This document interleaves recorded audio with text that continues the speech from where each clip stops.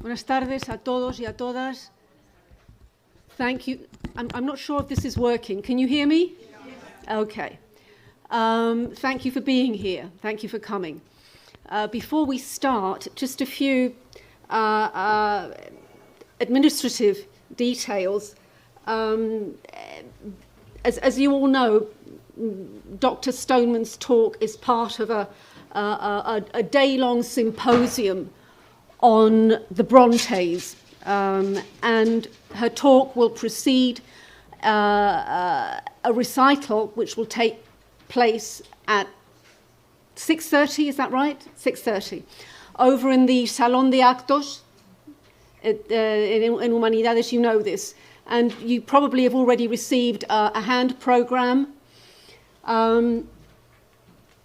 Hopefully you will have received one of these as well. This is your voucher for the cafeteria, because there'll be a break between talk and recital. If you haven't got one of these vouchers, then just ask Anna. She is the provider of vouchers, okay? And I think that's it. Is there anything else that I need to say? Okay. Well then, here we go. It gives me great pleasure to introduce Dr. Patsy Stoneman, Emeritus Reader at the University of Hull and a recognised authority on the world and writings of the Brontes.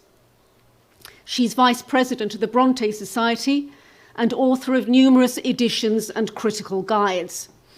Indeed, her landmark, Brontë Transformations, The Cultural Dissemination of Jane Eyre and Wuthering Heights, is coming out in its second edition this October.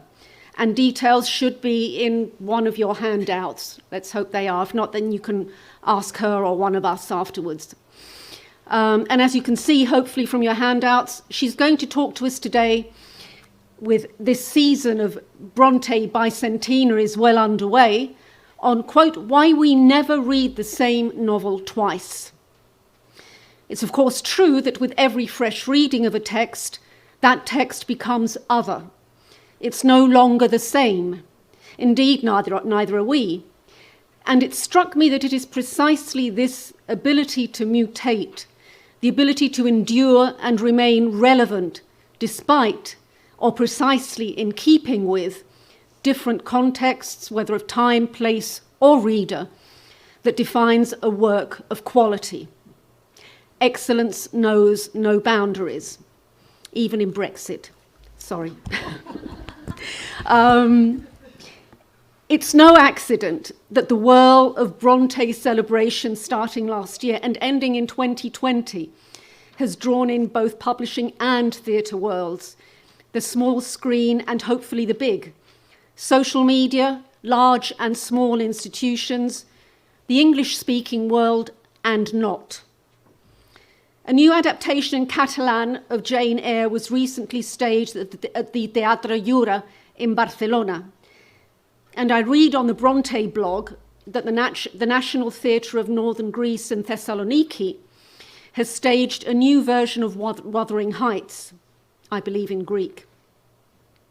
Likewise, at the Théâtre du Grütli, I hope I've pronounced that correctly, Théâtre du Grütli in Geneva, Switzerland, where its adaptation of Emily Bronte's novel is still running.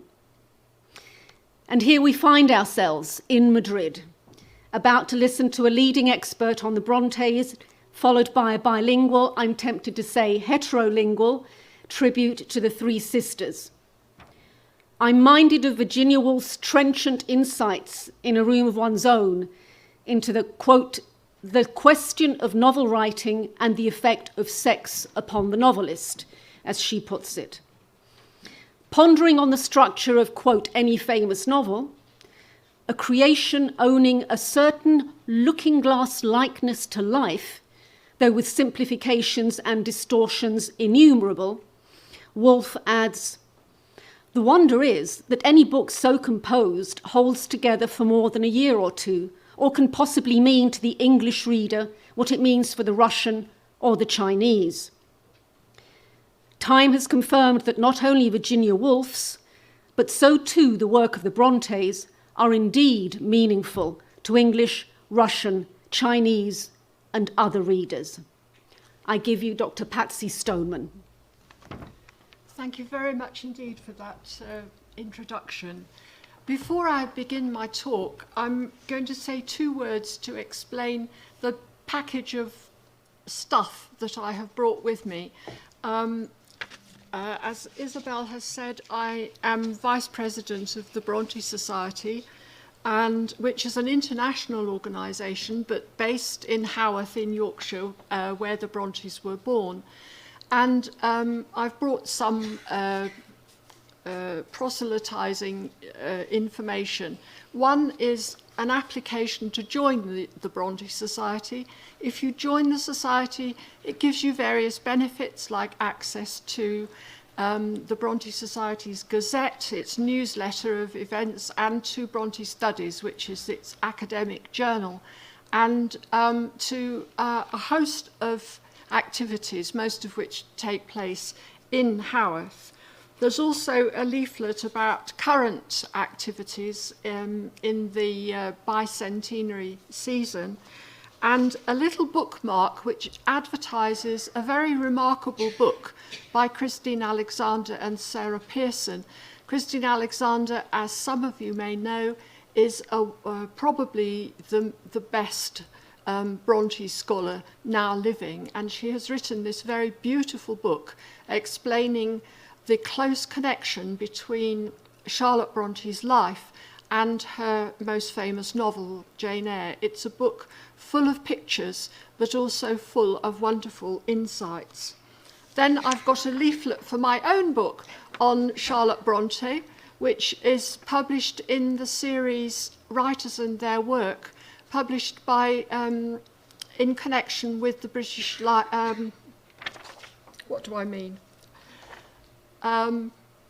the British Council, sorry, I couldn't remember whether it was the British Council or the British Institute. And these are short introductory books specifically intended for people who might not be native English speakers. And finally, some of you will have some more details about the reprint of Brontë Transformations, which may not happen this October, but might happen next year. Okay. Well, here we are in the middle of a whole season of Brontë bicentenaries.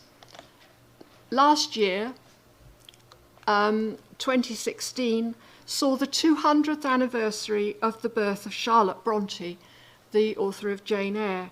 Next year, 2018, will be the turn of her sister Emily, author of Wuthering Heights, and 2020 will be the year for their sister Anne, author of The Tenant of Wildfell Hall.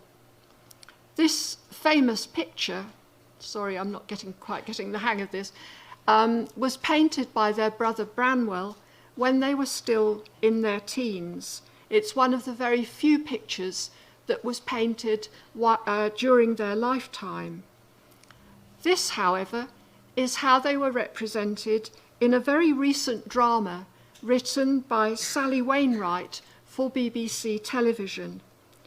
Wainwright called her play To Walk Invisible because the Brontë sisters published their work under assumed names.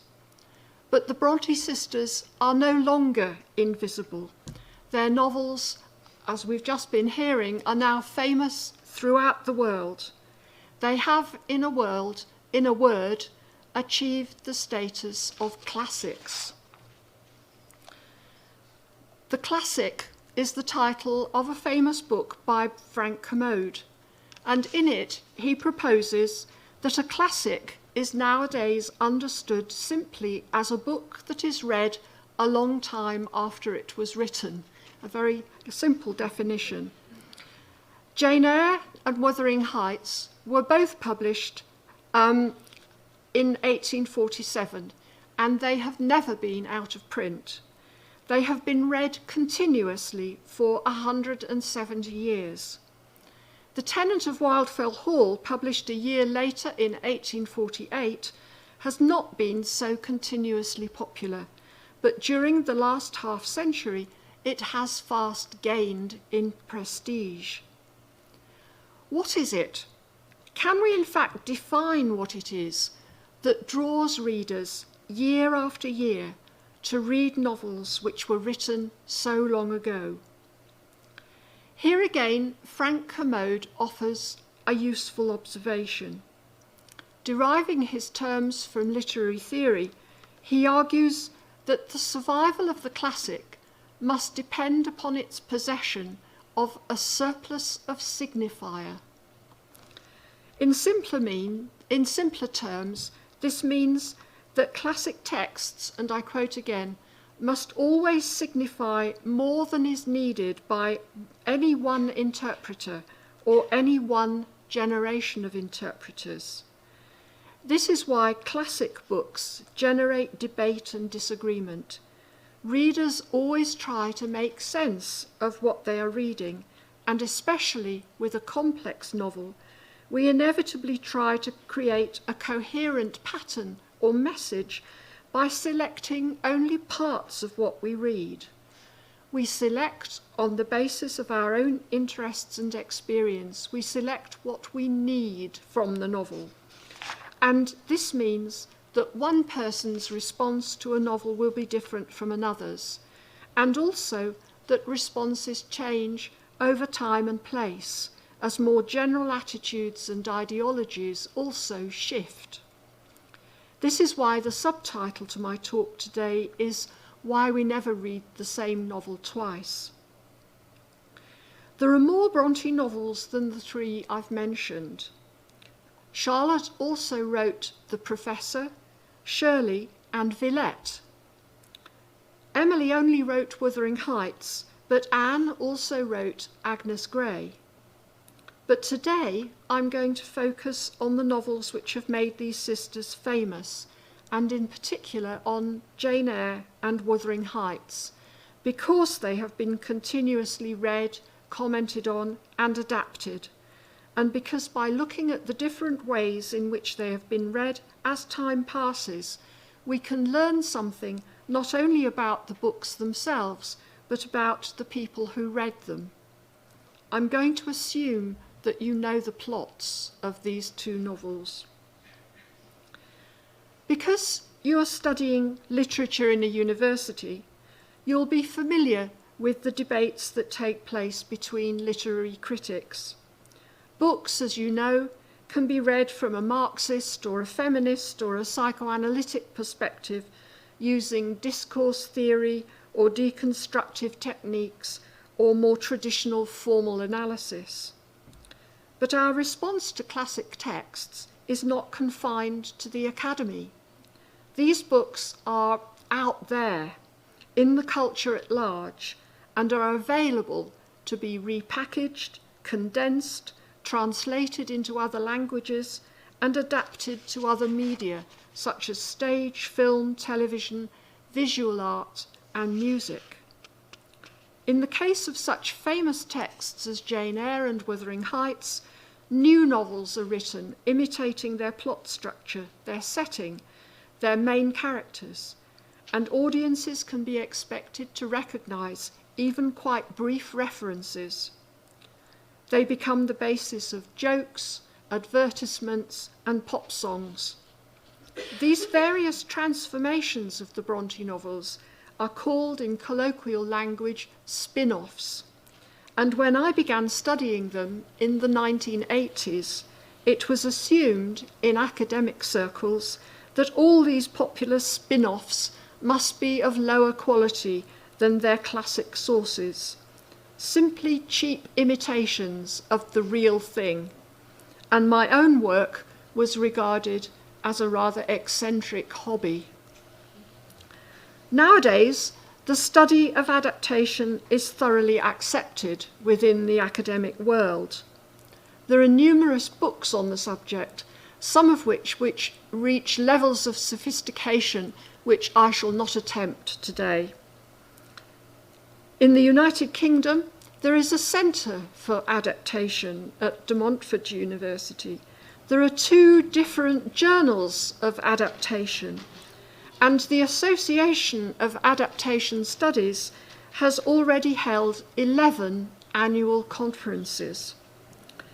This growth of interest is not limited to the English-speaking world, and recent books on the subject have included adaptations in other languages and cultures. For scholars who work in this field, there are two main possible approaches. We can either look at adaptations of every kind, regardless of their artistic quality, in order to take a kind of sociological survey. Alternatively, we can apply to these various adaptations the same judgments that we apply to any work of art. If they're imaginative, well-constructed, and thought-provoking, then they are worth detailed attention. In my own book, Brontë Transformations, first published in 1996, I tried to combine these approaches, taking as broad a view as possible, but pausing to consider those works which seemed to really enter into a dialogue with the original text. In my lecture today, because my time is limited, I shan't attempt any detailed analysis, and I'll only be able to mention a few examples. But at the same time, I want to take a broad sweep of history, suggesting how the famous Brontë novels have been transformed since the day of publication in line with more general cultural trends. In particular, I want to emphasize some surprising links between high and low culture. It was Jane Eyre that became an instant bestseller as soon as it was published in 1847. Even among educated readers, however, the responses were widely different.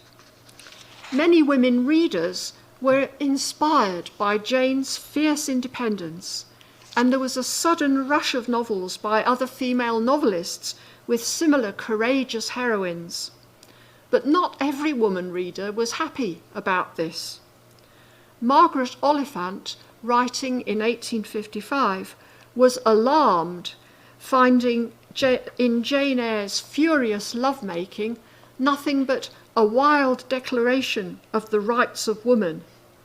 Here, she writes, is something more dangerous even than the French Revolution. Here is your true revolution, she says. France is but one of the Western powers. Woman is the half of the world. You might take that for an approving comment, but she didn't mean it so. Jane Eyre was not only received, however, by the educated elite.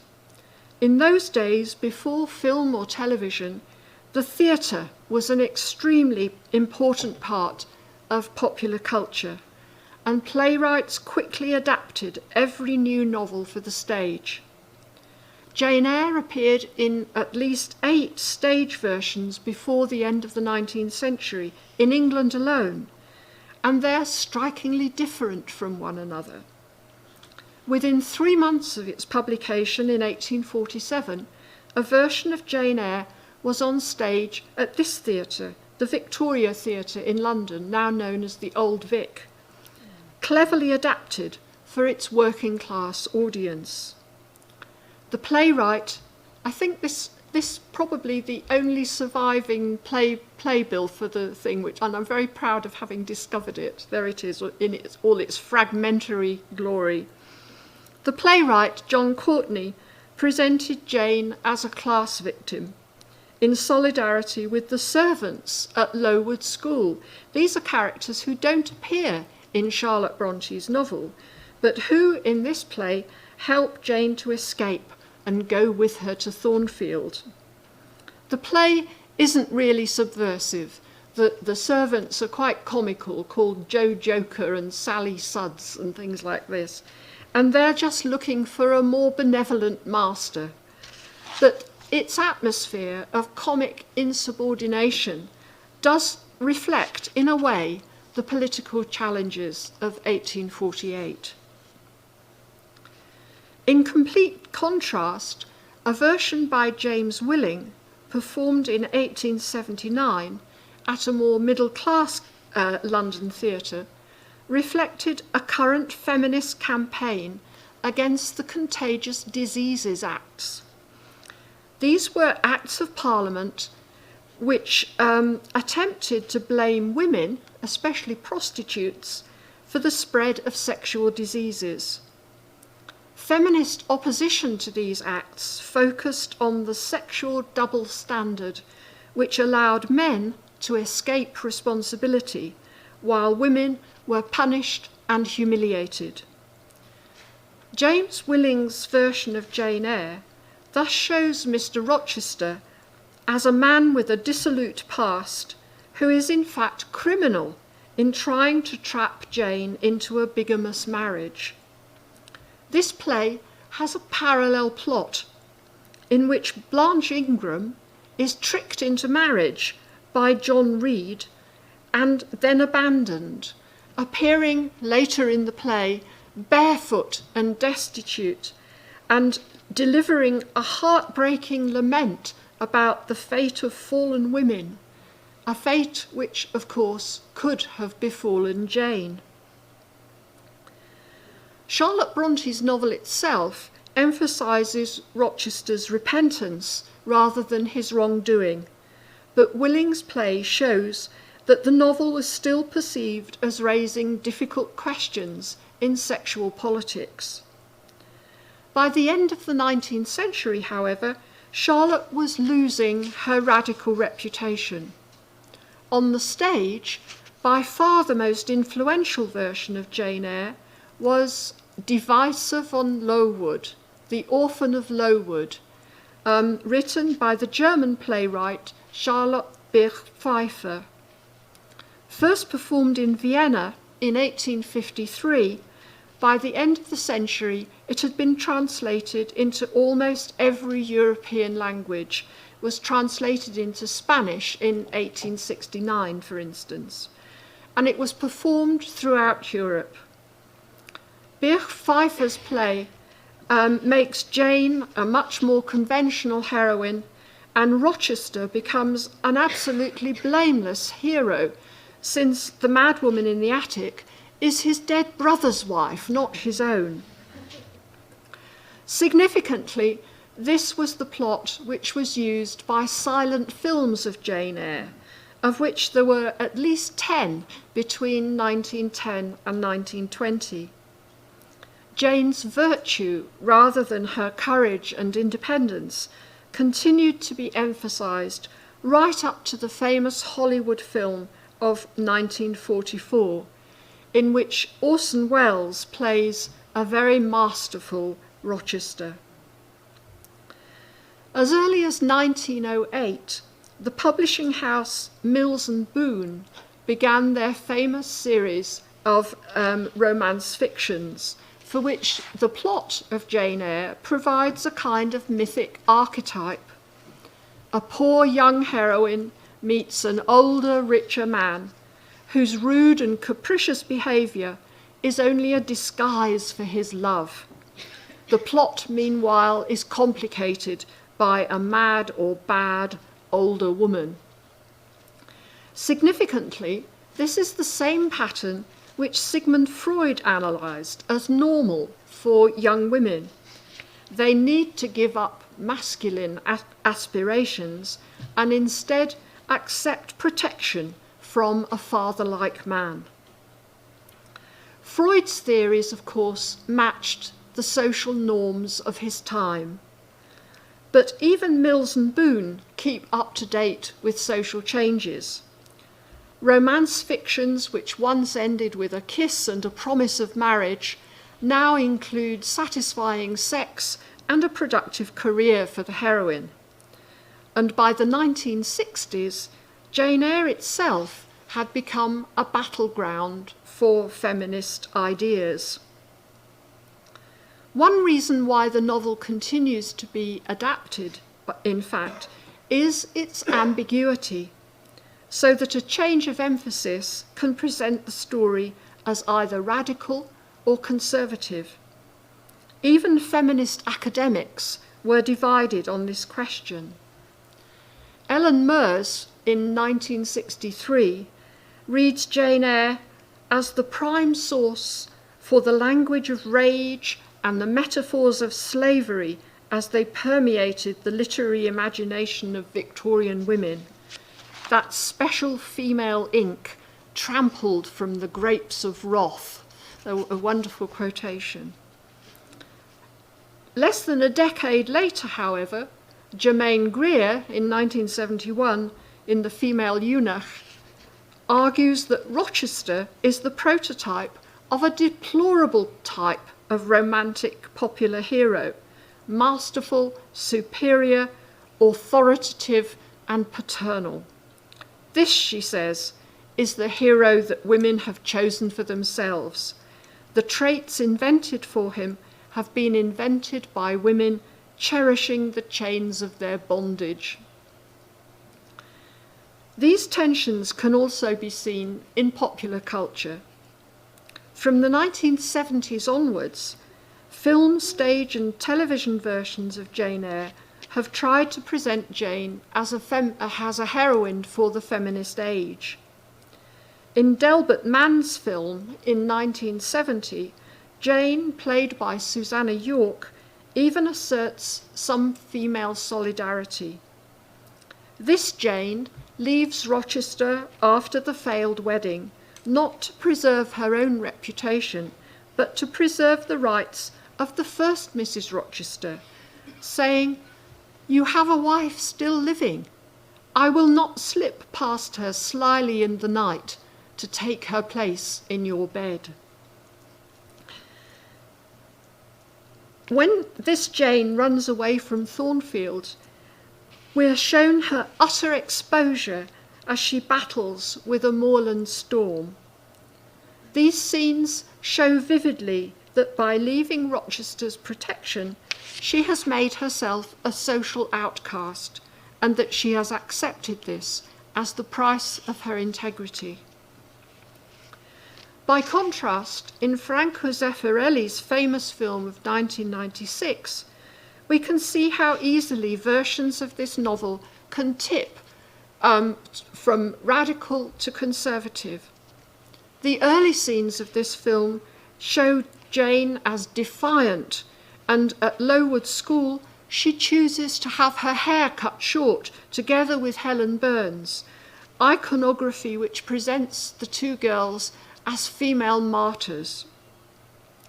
The later scenes, however, with Charlotte Gainsbourg as Jane, show her accepting a protected kind of femininity.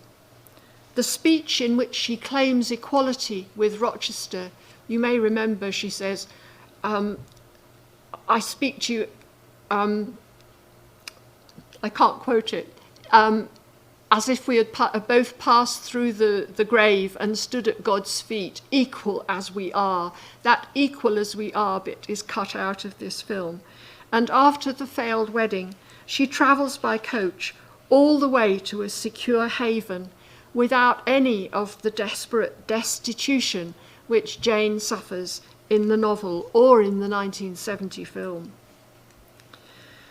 The changing representation of Jane has also been affected by changing views of Bertha, the first Mrs. Rochester.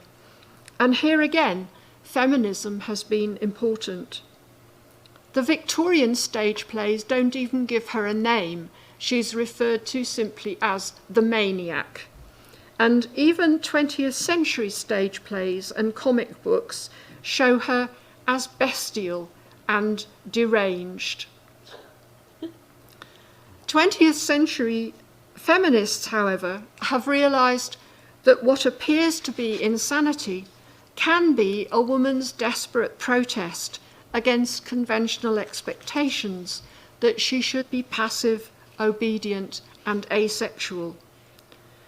The landmark text which changed our view of Jane Eyre's Madwoman is not an academic work, but Jean Rhys's novel, Wide Sargasso Sea, published in 1966.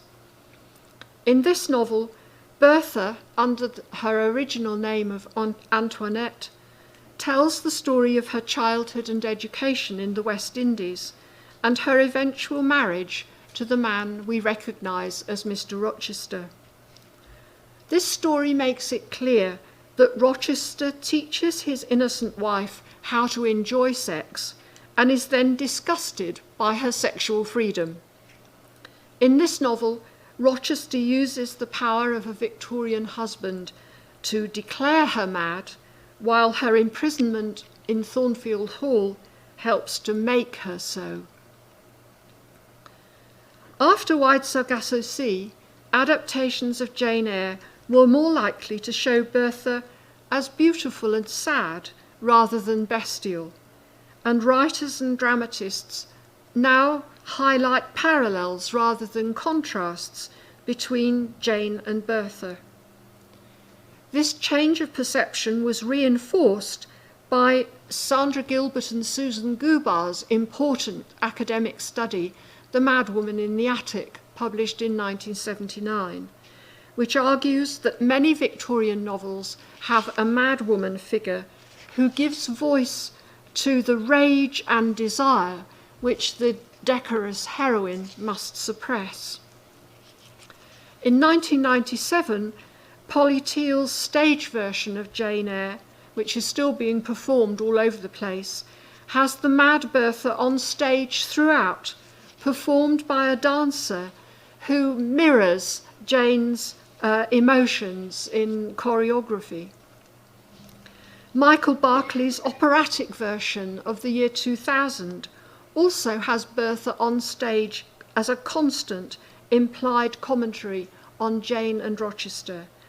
And in Sally Cookson's current recreation of the story for the National Theatre, which is being performed all over England as I speak, the black singer-actress Melanie Marshall has a prominent part as Bertha, narrating part of the story and singing quite anachronistic songs such as Noel Coward's Mad About the Boy, somehow makes the right impact.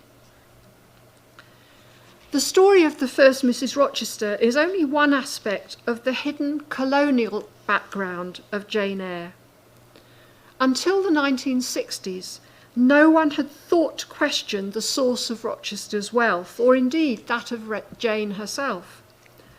Rochester's marriage to Bertha brought him £30,000, which were almost certainly derived from slave plantations in Jamaica, while Jane inherits £20,000 from her uncle John Eyre in Madeira, where slaves were also used to produce sugar. This is an area where the new discipline of post-colonial studies interacts with feminism to examine the status of Bertha Mason. Although it's tempting to see Bertha as a victim of colonisation, Gayatri Chakravorty Spivak, in a notorious essay entitled Three Women's Texts and a Critique of Imperialism, points out that Bertha is herself an heiress, and as such is likely to be from a slave-owning family, and almost certainly of European descent. This is a very complicated debate, which I'm not going to go into it, but it's just one of the ways in which new readers have found new meanings in a very old novel. When they first appeared, all the Bronte novels were regarded as unconventional, even uncivilized. Brutal and coarse were adjectives applied to all of them. But Emily's Wuthering Heights was perceived as the worst. Victorian readers who tended to judge novels in terms of their morality could find no admirable characters in Wuthering Heights. Heathcliff especially seemed to be a monster, and the novel was not generally popular.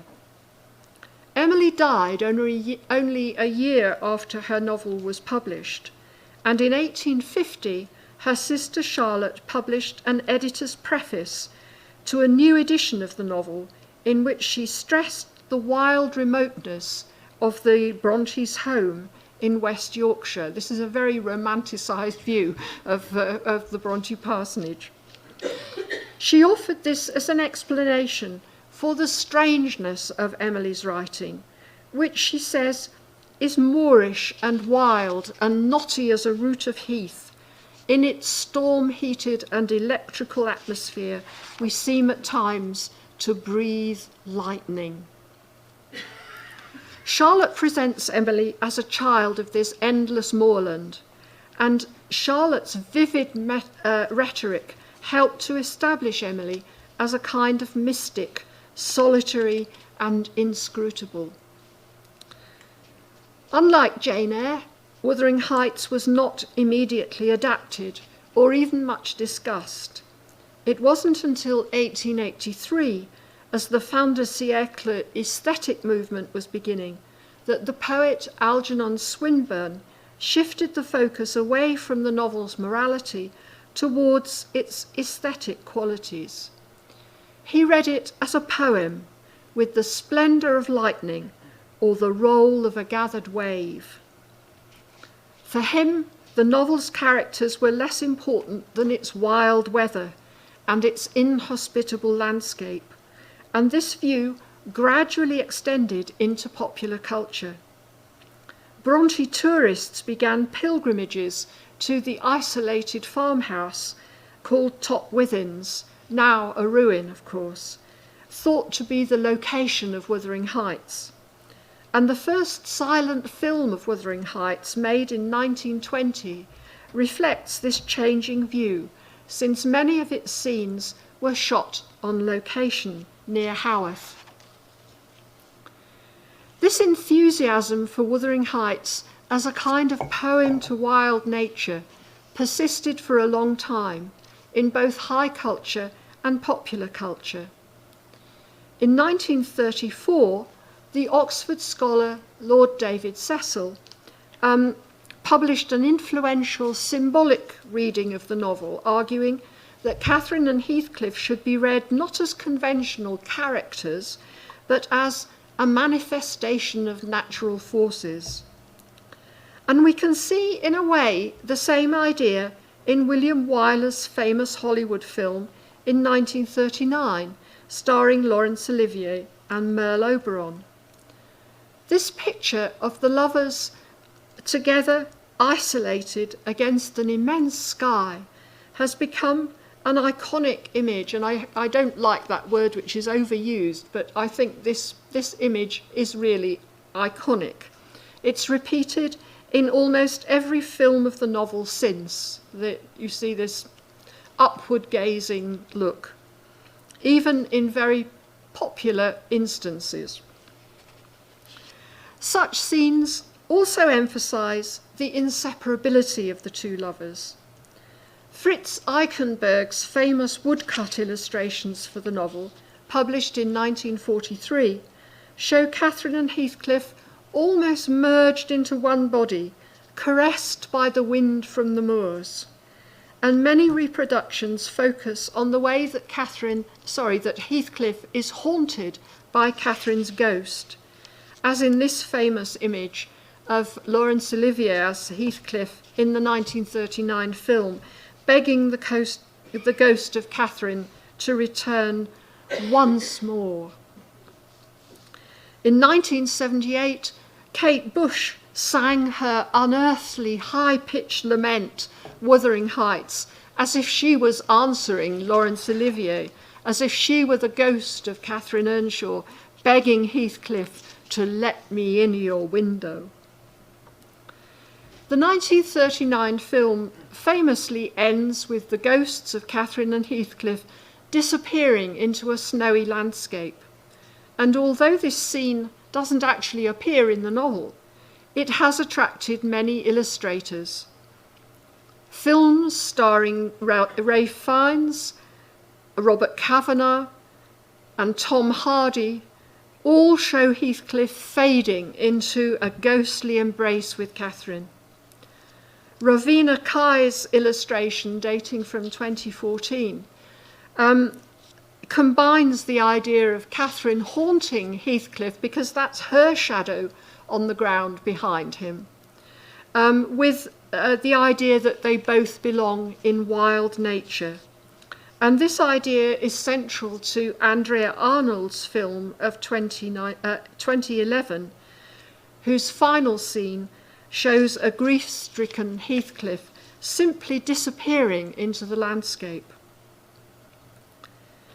The idea that love can be consummated in death derives from the story of Tristan and Isolde, which Wagner immortalized in his Liebestod, the Song of Love-Death. In Tristan and Isolde, the lovers are kept apart because Isolde is married to King Mark, so that paradoxically, the myth that gives us the idea of a ghostly lovers' union also depends on a particular social institution, the marriage of one man and one woman.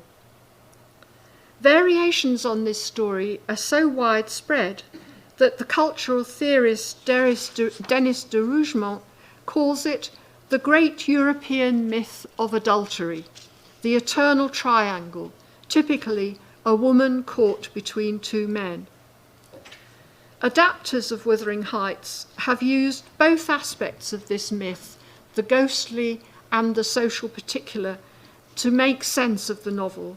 And although, in my opinion, this use of the myth loses some of the unique complexity of Emily Bronte's novel. In particular, in Emily Bronte's book, the relationship between Catherine and Heathcliff is established before puberty, and the narrative tells us nothing about any sexual element in their later encounters. This woodcut from Claire Leighton's illustration to Wuthering Heights in 1931 shows Catherine and Heathcliff not in the iconic pose of lovers together against the sky, but instead in a childish race to the hilltop. But this image seems to be a unique example. Plays and films based on the myth of adultery need to make sexual rivalry explicit, and it's much more typical for Catherine to be shown as a deliberate manipulator of her two lovers. In 1934, the French artist Balthus produced an oil painting in which a naked Catherine flaunts her sexuality before a defeated Heathcliff. Excuse me. Even the 1939 film shows Heathcliff as Catherine's victim, and one critic of this film describes her as a vulgar tease, the bitch heroine luring her helpless male to destruction. Cliff Richard, playing Heathcliff in the 1996 musical, blames Catherine for all their unhappiness, singing a song whose key line is, "Learn what your sin has done." During the 1970s, academic critics introduced new perspectives on the novel by introducing materialist analyses of the novel,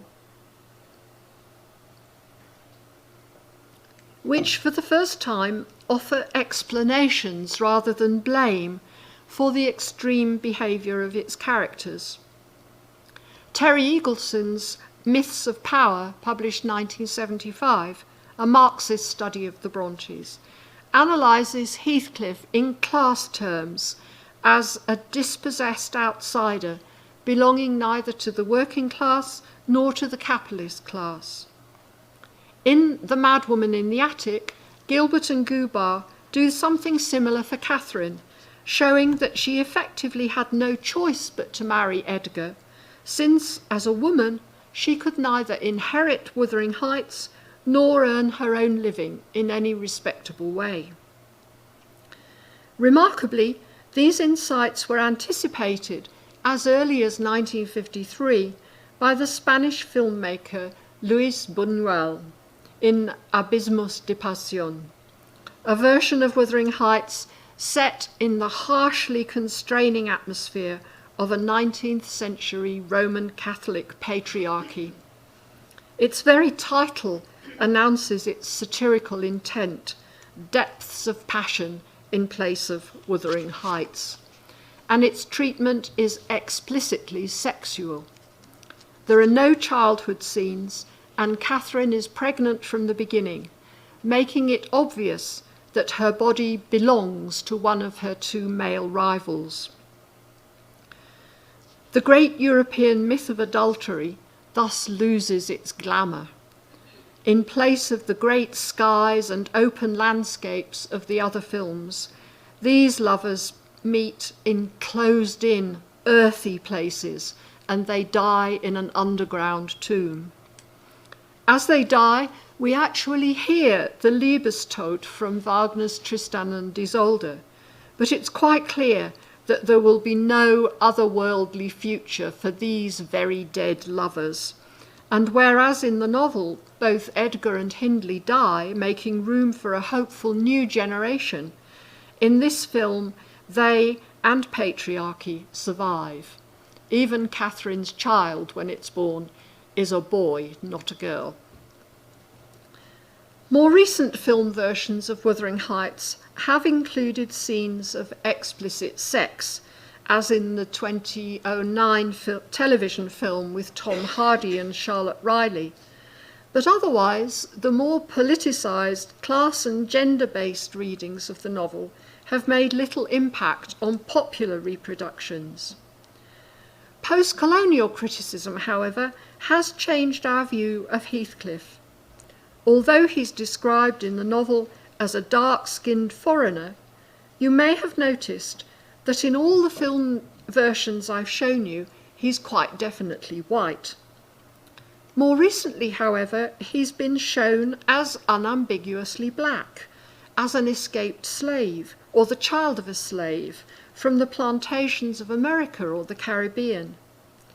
The artist Peter Forster, in his illustrations for 1991, shows Heathcliff as a black African, and Andrea Arnold's film casts a black actor as Heathcliff.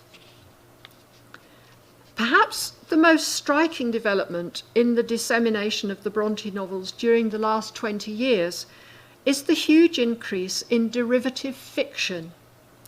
We now have several versions of Jane Eyre's later life and Heathcliff's missing years, and stories for almost every minor character. At their best, these stories expand the context of the original without interfering with the story that we already know. An excellent example is Nellie Dean by Alison Case, published in 2015, in which Nellie, who is the narrator of almost all of Wuthering Heights, tells her own story. It's a rich and moving story, interwoven with the story we know, and yet unsuspected in Emily Bronte's novel. It's a triumph, I think, of a kind of substratum to a novel. Mrs. Fairfax, the housekeeper in Jane Eyre, tells her story in two very different versions. In Jane Stubbs' Thornfield Hall, published 2014, Mrs. Fairfax hatches a plot with Grace Poole and the first Mrs. Rochester, who isn't so very mad, which leaves them all very comfortable after Thornfield Hall burns down. Anna Bransgrove's novel, however, Simple Dame Fairfax, unfolds unexpected connections between Mrs. Fairfax and the Rochester family, which leave her feeling quite betrayed at the end of the novel. So far, I've only talked about Jane Eyre and Wuthering Heights, and not at all about Anne Bronte's major novel, The Tenant of Wildfell Hall. Anne's novel has never been so famous or so much imitated as the other two, but this doesn't mean that it's a lesser work. You'll remember that I said that Emily's almost mythical status began with her sister Charlotte's editorial preface in 1850. When Anne died in 1849, however, Charlotte couldn't bring herself to praise The Tenant of Wildfell Hall, and she did not authorise its republication, arguing that its subject matter was an entire mistake. The story was indeed a challenging one for its time. Its heroine, Helen Huntingdon, marries a man who is a drunkard and a womanizer in the belief that she can reform him. She endures humiliation and abuse for herself, but she can't tolerate her husband's abuse of their young son. She takes the child and runs away, which under the law at the time makes her a criminal, so that she has to live under an assumed name as the tenant of Wildfell Hall. Anne's first readers were shocked by her scenes of drunkenness, physical violence, and sexual nonconformity. But all the same, the first edition sold out very quickly. It was Charlotte's decision not to authorise a second edition, which meant that while Jane Eyre and Wuthering Heights went through one edition after another, The Tenant of Wildfell Hall was only available in a much hacked about, a mutilated and much shortened version until well into the 20th century.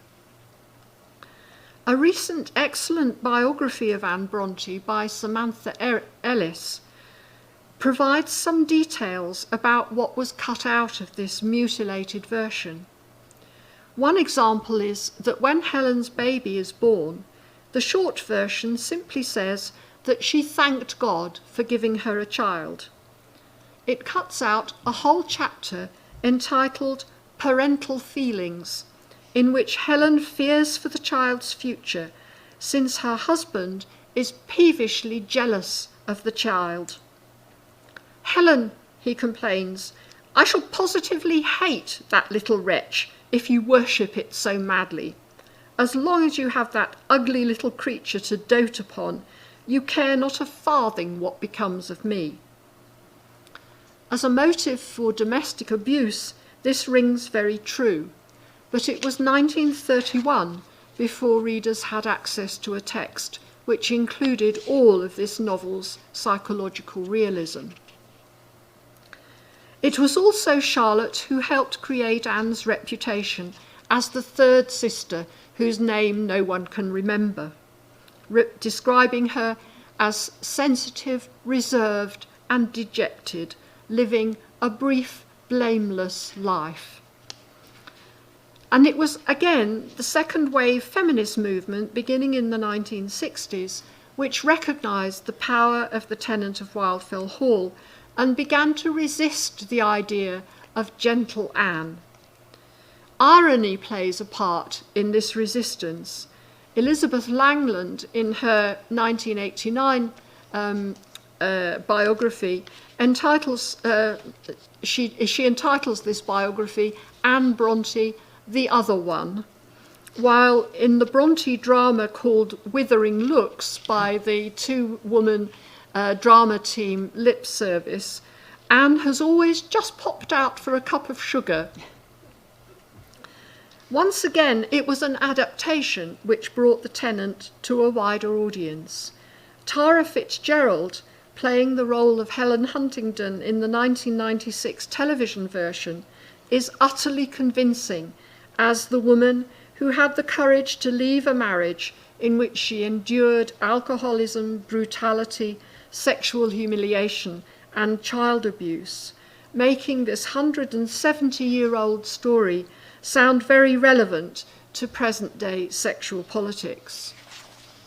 The Tenant is fast becoming a classic of mid-Victorian feminist protest, and not just in England. I notice that there was a new edition in Spanish quite recently, and I'm glad to say that it translates the complete text, not the shortened one.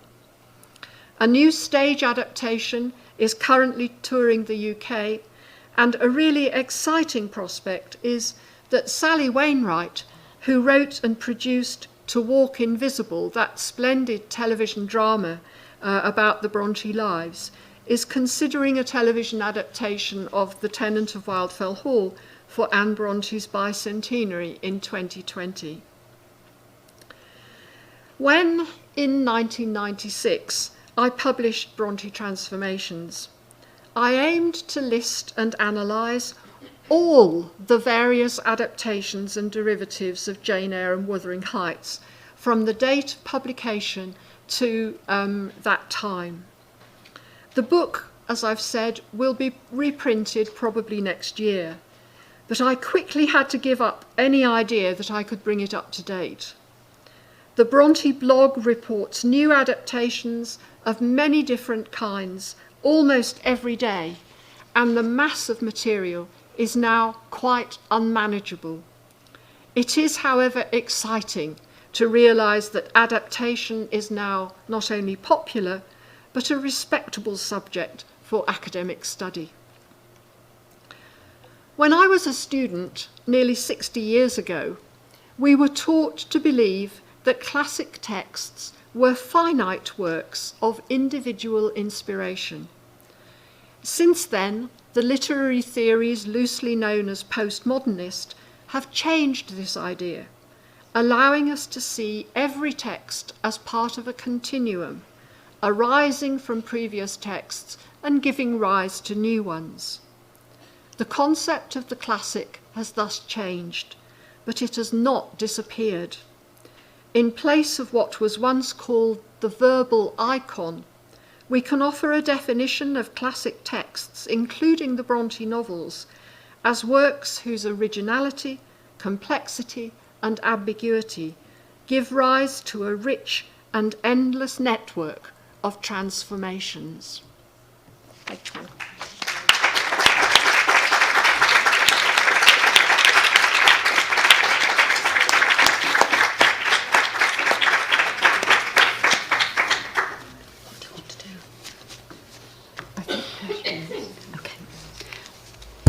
Okay, thank you very much, Patsy, for that splendid talk and that splendid overview of the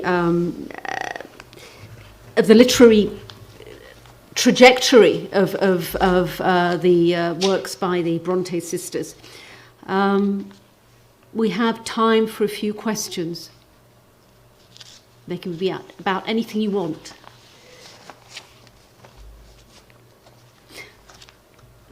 I'll take the lead, if you don't mind. I'm not a Bronte specialist. My field is race studies. Okay, and I'm aware of the increasing relevance, works by 19th century or authors from the first half of the 19th century, especially women authors, have in this field, not only the Bronte sisters, but Jane Austen. And I recently read The Lost Child by Carol Phillips. The Lost Child by Carol Phillips is about many things, but one of the things it's about is Heathcliff's missing years, as you mentioned, as a child, and Phillips portrays him as the son of a I can't remember now whether she was an actual slave woman or a manumitted, a liberated slave woman. Anyway, his ethnicity, his race is unequivocally not white. And I was wondering if you could speak a little bit to that turn in Bronte studies. Yes, The Lost Child is an interesting book. I was disappointed with it myself because I've read most of Carol Phillips' other works, right, which are all wonderful. And the opening scene of The Lost Child is indeed, which Isabel has referred to, is very. It captures your attention and your imagination, showing this desperate woman on the docks of Liverpool, suffering some ill-defined illness which is about to kill her, and the boy that she's brought, who becomes later Heathcliff. The rest of the story, I think, is spoiled by the fact that in the middle of it, he has a bit about Emily Bronte's deathbed, which to anybody who knows anything about Bronte biography is all wrong. He ought to know better. However, there's another interesting connection with Carol Phillips because he collaborated with an Australian educational film unit who made a fascinating short film intended for educational use, entitled A Regular Black. And you may remember that in Wuthering Heights, Heathcliff is described variously as a gypsy, a dark-skinned lascar, that's right. an Indian sailor, yeah. Or a little runaway, which kind of suggests a slave. Right. And at one point, when Nellie is trying to make him look decent, she says something like, you could be quite handsome, you know, even if you were a regular black, you would look quite handsome, which implies that he's not very, very black, but blackish, you know. Anyway, they entitled this film A Regular Black, and it included some research that was done actually in Yorkshire, which suggests, and I think there's quite a lot of evidence for this, that there were many, many slave owners in England, obviously in the 18th century, the early part of the 19th century. But when slavery definitely became illegal in England, there were nevertheless some black slaves who'd been brought over from the plantations, and some of them were apparently used to farm farms in Yorkshire, and could possibly have been seen by Emily Brontë. And so there's that film suggested quite a lot of possible historical research which would back up the idea that Heathcliff was, if not a regular black, at least derived from slave parents. I think it is remarkable because when I was young and read Wuthering Heights, which I then pronounced as Wuthering Heights because I was brought up in the south of England and only learnt later that the locals would have called it Wuthering, it never occurred to me. You know, I read he's a gypsy, he's a dark-skinned little lascar. I never imagined him as being anything other than more or less white. And I think post-colonial criticism in academic context has made a radical transformation, because I now find it impossible to think of him as anything other than fairly black.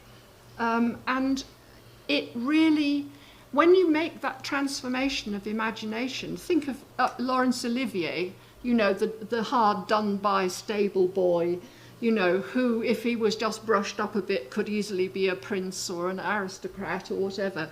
If you put into his place a black man, the idea of his isolation and his social non-conformity, the fact that there isn't any place for him in that society, becomes so vivid and so obvious that this is one of the reasons why I'm absolutely fascinated by the historical transformations of readings of famous texts. You know, it's one of the reasons why I got into this business.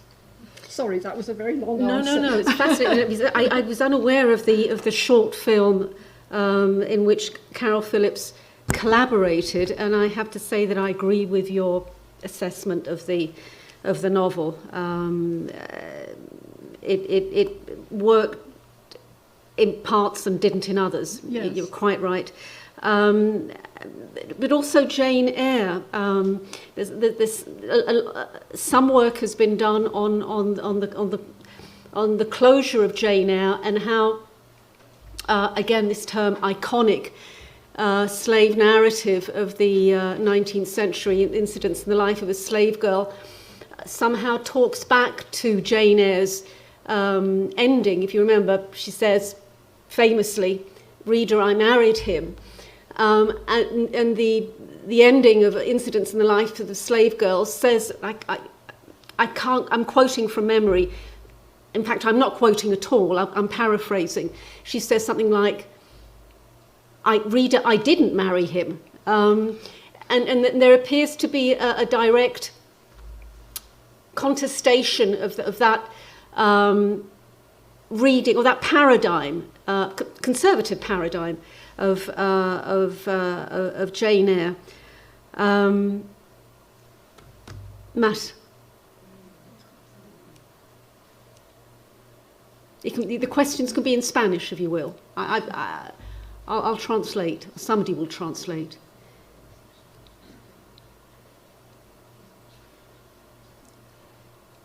Bueno.